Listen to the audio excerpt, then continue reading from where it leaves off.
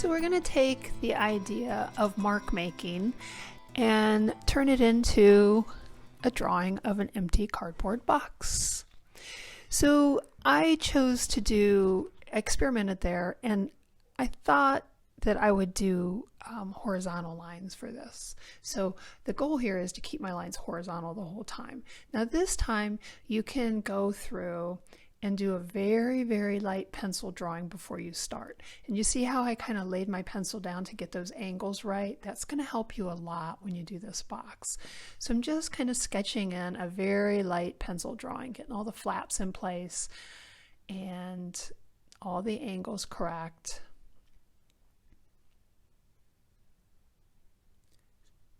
And that's going to guide me as I start my series of marks, which are going to be horizontal lines.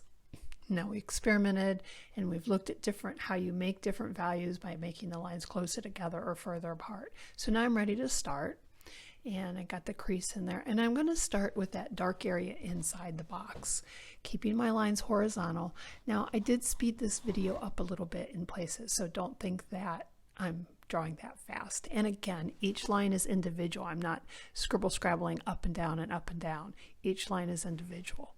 So now the side inside the box on the other side is a little lighter, so I make my lines a little further apart. And I concentrate on what's light and what's dark. So this flap that's closer to me is a lighter than the inside of the box, but it's a little darker than that plane that it connects to on the far right. And now the other flap I made a little darker, and that's, you want to kind of distinguish the two flaps, because you notice I don't have a black outline around everything. So I want to make sure the value stops or changes at the edges of things. So at the edge right there, the value changes, and that makes the edge. Okay, so you're going outside the box and inside the box. Now this plane of the box I'm working on is a little lighter, but right up in there I made it a little darker so you could see the change in direction from the flap to the side of the box. And then I'm going to leave it a little bit lighter, I think, as I go down. Remember, you don't want an outline or a contour line around these.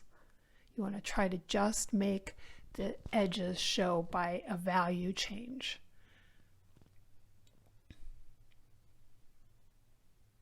So the box is starting to develop and form, and I'm using those pencil lines as a guideline.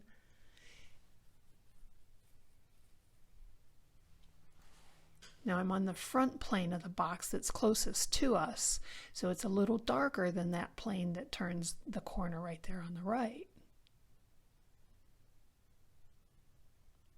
So that value change creates the edge. The value change there creates the edge of the box.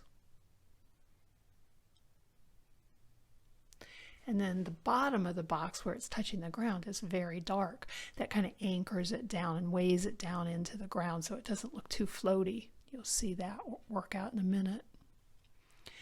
Now this flap, it was tempting to make diagonal lines on the flaps, but I wanted to try to keep all my lines horizontal. No, vertical, up and down, vertical. So here we go, just filling in a medium value with my vertical lines. And I let it go a little lighter there where it touches the inside of the box so that you can see the difference. See how I darken the inside of the box now? You kind of have to go back and forth and make adjustments as you work.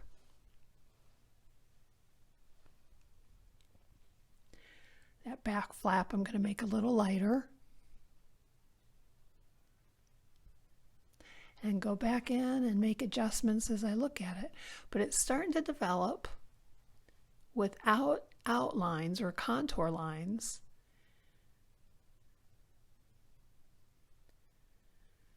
Into a drawing of a box. Anchoring it again with that dark.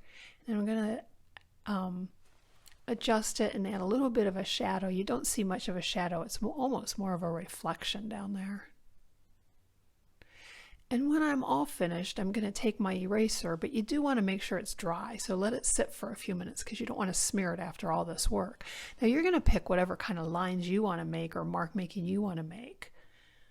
But using a pen forces you into some actual mark making.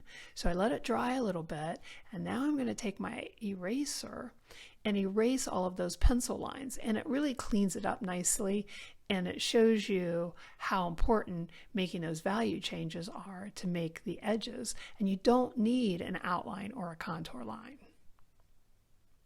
So now you're going to choose your marks. It can be different, it can be the same that you already did, and you're going to create your own cardboard box using the references that you've been given.